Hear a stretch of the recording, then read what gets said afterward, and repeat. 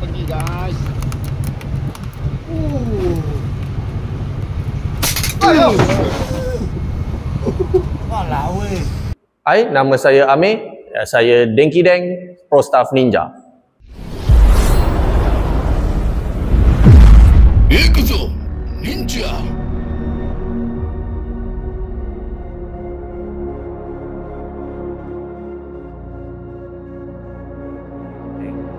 Saya diberi peluang oleh tim Ninja untuk mencuba road motion jerker. Saya bersama tim Ninja pergi ke Alo, Indonesia untuk mencari kaiju di sana ataupun monster lah. Okay, kita dah sampai dekat airport Alo, Mali. Okay, sekarang ni kita on the way ke JT lah. JT naik KM Natalia. Macam sembarang.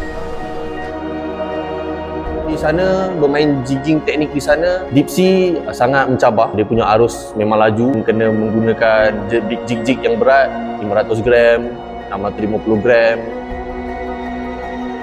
Bila gunakan motion jerker di sana, bagi saya tak ada masalah sebab roadnya memang dia mempunyai flexibility pada tips. Jadi saya pitch tu dengan senang saja. Tak menggunakan tangan yang tenaga yang kuat, jadi saya boleh jigging sepanjang hari. Okey, pada trip Alo ni, saya tak bernasib baik untuk mendapatkan monster. Tak dapat yang bersaiz yang 2 digit. Jadi saya repeat ke Bintulu, Sarawak. Bintulu, Sarawak ke Lukonia. Ini memang best lah bagi saya, pengalaman yang best.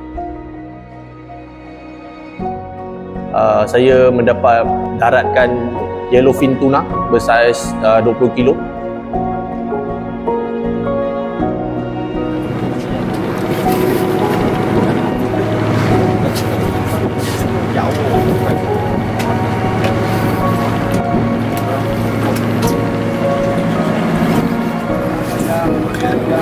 Kita nak.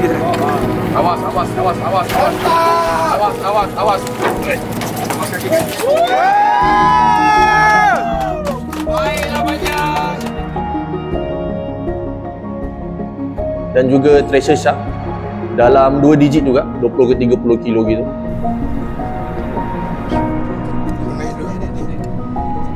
Gulung je.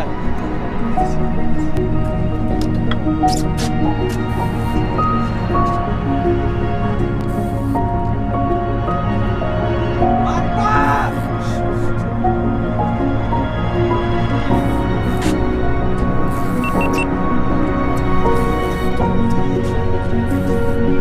20 ke 30 kilo gitu. Dia dua menggunakan motion jerker. Motion jerker ni memang dah sebati dengan saya, dah favourite saya. Dia memang pump memang boleh kau-kaunya. Dengan jigging senang je pakai sebab dia mempunyai flexibility pada tips. Dengan backbone yang kuat, jadi saya tak ada masalah untuk tarik ikan.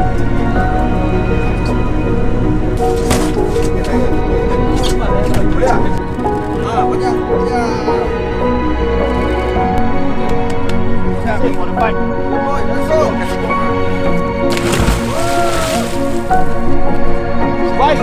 Woohoo! Survive. One more shark. Kaiju.